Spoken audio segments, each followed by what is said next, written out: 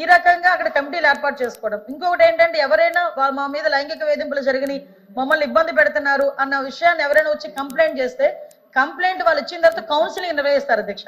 Counselling నిర్వహించి counselling లో కూడా వాళ్ళు కంపల్సరీగా అవతల వాళ్ళు తప్పు చేశారని నిర్ధారణగా కమిటీ వచ్చిన వెంటనే ప్రైమ్ ఆఫ్ అఫెన్స్ కింద కంపల్సరీగా నియర్ బై ఉన్న పోలీస్ స్టేషన్ కి వాళ్ళు కంప్లైంట్ ఇచ్చి తద్వారా వాళ్ళని ఫర్దర్ గా వాళ్ళ నేరం నిరూపితం అయిన తర్వాత ఉద్యోగం నుంచి తొలగించడం కానీ అమ్మాయికి న్యాయం చేయడం కానీ ఈ రకంగా ప్రొసీజర్ ఉంటుంది అధ్యక్ష.